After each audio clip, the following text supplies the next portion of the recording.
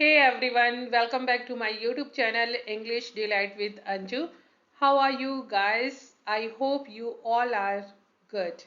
Guys, आज story नहीं है लेकिन आप लोगों के लिए बहुत ही एडवांस इंग्लिश स्ट्रक्चर्स हैं और हम अगर आप अपनी लैंग्वेज को ब्यूटीफाई करना चाहते हैं और आप अगर एक एडवांस इंग्लिश लर्नर की तरह साउंड करना चाहते हैं तो गाइस ये स्ट्रक्चर्स आपके लिए बहुत यूजफुल हैं, बहुत एसेंशियल है। तो चलिए आज का वीडियो स्टार्ट करते हैं। छोटा सा वीडियो है लेकिन जो मैं ये स्ट्रक्चर्स आप लोगों के लिए लेकर आई हूँ ये बहुत कमाल के हैं और स्ट्रक्चर्स मैं आपको बताऊंगी कि इन स्ट्रक्चर्स को बनाने का रूल क्या है और प्लस हर एक स्ट्रक्चर के गाइस मैं तीन तीन सेंटेंस भी आप लोगों के लिए लेकर आई हूँ। तो चलिए without further delay let's get started today's video. आज का पहला स्ट्रक्चर है for the sake of.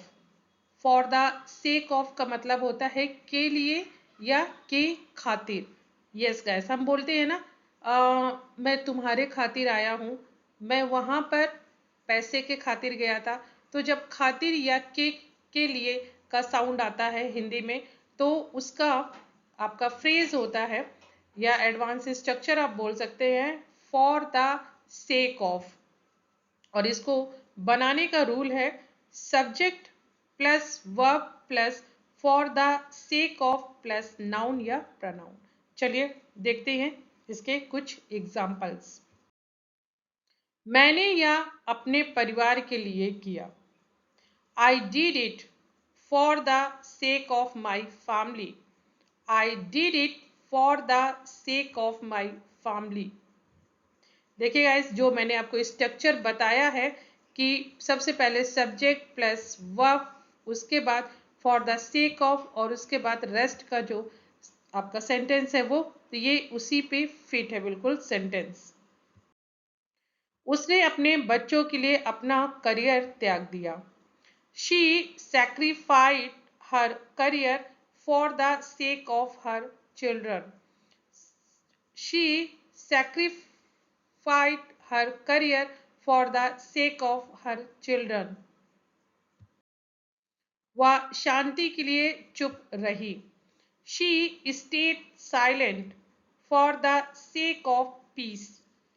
She stayed silent plus for the sake of plus peace. मैंने इसको स्ट्रक्चर में फिट करके आपको दिखाया।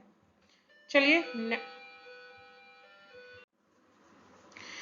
नेक्स्ट गाइस स्ट्रक्चर है on the pretext of. On the pretext of का मतलब होता है के बहाने से। जैसे मैंने उसको बुलाया पार्टी करने के बहाने से, ठीक है। तो इस तरीके का जो बहाने से हम बोलते हैं उसका जो एडवांस स्ट्रक्चर है वो है ऑन द प्रिटेस्ट ऑफ। और इसका जो रूल है सेंटेंस फॉर्मेशन का वो है subject plus verb plus on the pretext of plus noun या वर्ब। और अगर यहाँ पे वर्ब आएगी गाइस तो आप ध्यान रखिए कि वो जीरेंड फॉर्म में आएगी, मीन्स आईएनजी में आएगी, ठीक है। उसने बीमार होने के बहाने से कक्षा छोड़ दी। He skipped the class. The plus on the pretext of the being sick means बीमार होने के बहाने से उसने कक्षा छोड़ दी। ही और she skip the class on the pretext of being sick. वह मीटिंग के बहाने जल्दी चली गई। She left early on the pretext of a meeting. She left early on the pretext of meeting. उसने किसी की मदद करने के बहाने काम टाल दिया। He avoided the work on the pretext of helping someone. यहाँ पे देखिए हेल्प वर्ब है इसलिए यहाँ पे ing फॉर्म में आया है। He avoided the work on the pretext of helping someone. तो ये था आपका on the pretext of के बहाने से। दूसरा तीसरा आपका एडवांस स्ट्रक्चर है on the verge of. On the verge of का मतलब होता है के कगार पर। मीन्स जैसे कि हम बोलते हैं वो मरने के कगार पर है, वो उसका घर गिरने के कगार पे है। तो जब इस तरीके की कगार पर, तो उसके लिए यूज होता है ऑन द वर्ज ऑफ। इसका जो सेंटेंस बनाने का फॉर्मूला है वो है subject plus verb plus on the verge of और फिर नाउन, और इसमें भी अगर वर्ब होगी तो उसमें आईएनजी फॉर्म लगेगी। चलिए एग्जांपल्स देखते हैं।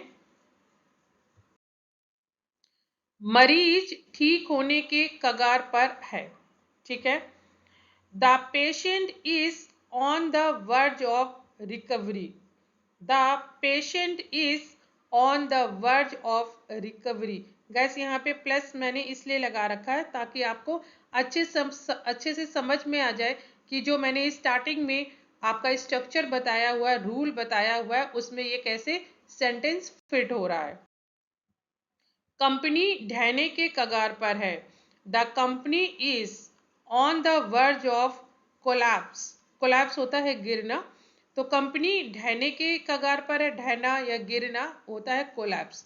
The company is on the verge of collapse. Company दिवालिया होने के कगार पर है।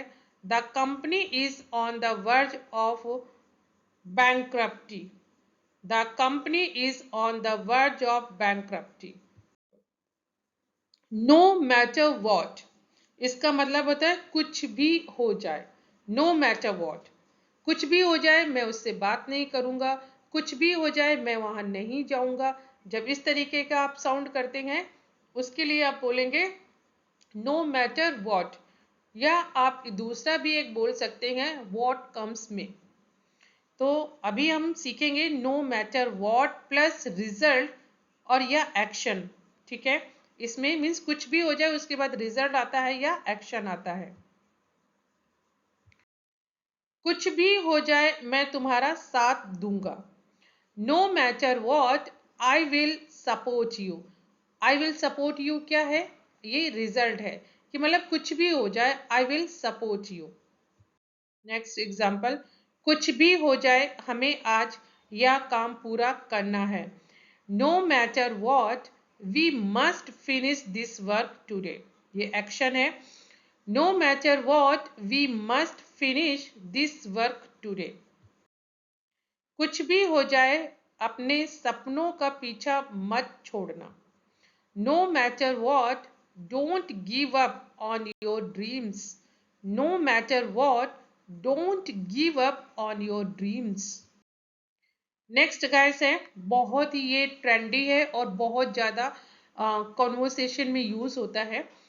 जब भी हम बोलते हैं जहां तक सवाल है, बोलते हैं कि जहां तक पैसे का सवाल है, जहां तक उसकी इज्जत का सवाल है, जहां तक उनकी फैमिली का सवाल है, जहां तक उसके स्वास्थ्य का सवाल है, उसके लिए गाइस हम यूज करते हैं structure as for as someone is concern. Concern, तो गाइस इसमें क्या है कि एज फॉर एज प्लस आपका सब्जेक्ट आएगा, मीन्स सब्जेक्ट आएगा जो भी होगा, उसके बाद आएगा अगर प्रेजेंट की बात कर रहे हैं तो इज एम आर आएगा क्योंकि ये स्टेट ऑफ बीइंग के उसमें लिया जाएगा। और अगर पास्ट की बात है कि जहां तक वहां जाने का सवाल था तो फिर वॉज वर आएगा। ठीक है, एज पर सब्जेक्ट। जहां तक सवाल है as far as someone is concerned, और इसका जो रूल है वो एज फॉर एज के बाद प्लस नाउन, ये सब्जेक्ट जो भी है प्लस इज और इज एम आर या वॉजवर हो जाएगा, फिर कंसर्न हो जाएगा। चलिए एग्जाम्पल देखते हैं। जहां तक मेरे भाई का सवाल है वह कभी झूठ नहीं बोलता है। As far as my brother is concerned he never lies. As far as my brother is concerned, he never lies. जहां तक मेरी जानकारी है वह कल आएगा। As far as my knowledge is concerned, he will come tomorrow. As far as my knowledge is concerned, he will come tomorrow. जहां तक इस परियोजना का सवाल है, सब कुछ समय पर चल रहा है। As far as this project is concerned, everything is on time. As far as this project is concerned, everything is on time. So ये guys छोटा सा वीडियो था, लेकिन बहुत आपके यूजफुल है। ये सेंटेंस स्ट्रक्चर बहुत ज़्यादा हमारे कॉन्वर्सेशन में यूज़ होते हैं। गाइस इनकी प्रैक्टिस कीजिए। ज़्यादा मैंने नहीं लिए हैं क्योंकि एक दिन में हम इससे ज़्यादा नहीं कर पाएंगे। आप इनकी प्रैक्टिस कीजिए, और अगर ये वीडियो आपको इन्फॉर्मेटिव लगा हो, अगर आपको ये स्ट्रक्चर्स पसंद आए हों, तो मुझे आप कमेंट बॉक्स में ज़रूर बताइएगा। मैं ऐसे ही बहुत सारे स्ट्रक्चर्स आपके लिए लाऊंगी। मैं इसका पार्ट 2 या पार्ट 3 भी बनाऊंगी अगर आप लोगों का फीडबैक आया तो। सो गाइस, लाइक कीजिए अगर ये वीडियो आपको पसंद आया हो। शेयर कर सकते हैं अपने फ्रेंड सर्कल में, क्योंकि बहुत ये अच्छे एडवांस लेवल के स्ट्रक्चर हैं। अगर चैनल पे नए हैं तो चैनल को सब्सक्राइब कर लीजिए। मिलती हुई गाइस नेक्स्ट वीडियो में। Till then keep practising, keep learning, have a wonderful day guys.